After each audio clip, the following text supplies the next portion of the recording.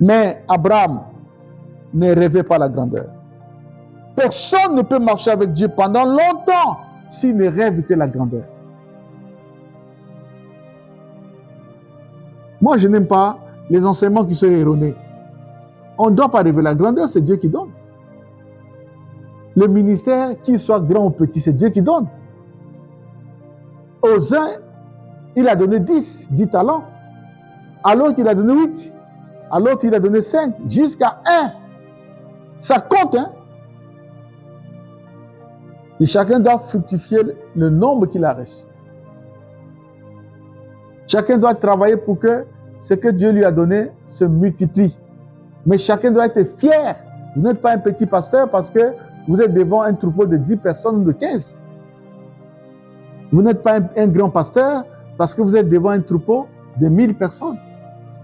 Je vous dis que, dans mon expérience, les pasteurs les plus intègres, les plus droits, les plus consacrés à Dieu, ce n'est pas des grands pasteurs. Hein. Les grands pasteurs de 1000 personnes, 1000, 2000, ils sont des hommes généralement orgueilleux. Généralement des gens qui se suffisent à eux-mêmes. Généralement les gens qui ont moins de dépendance vis-à-vis du Seigneur. Mais parmi les petits pasteurs, ceux qu'on appelle petits pasteurs,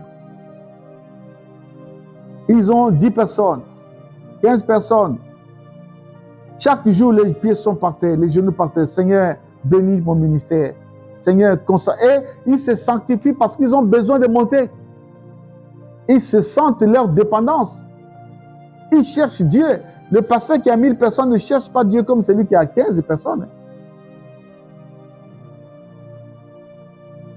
C'est une chose simple.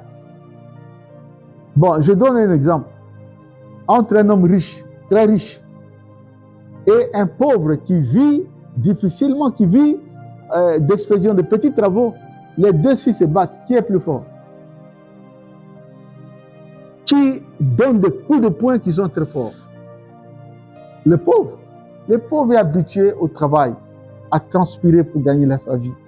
Le pauvre ne connaît qu'une chose, le travail. Mais le riche néglige le travail. Ils ne sont pas dans la même longueur d'onde.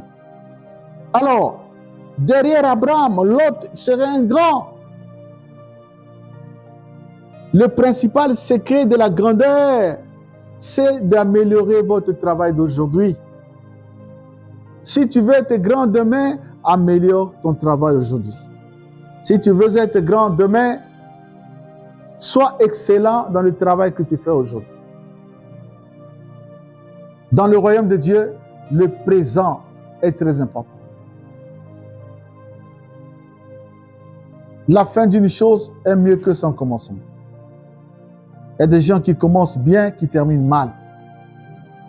N'envie pas la grandeur. Envie plutôt l'excellence dans le travail que tu fais aujourd'hui. N'envie pas d'être grand, mais améliore ton travail. Sers bien Dieu. Fais un travail de qualité parce que la qualité amène toujours à l'élévation.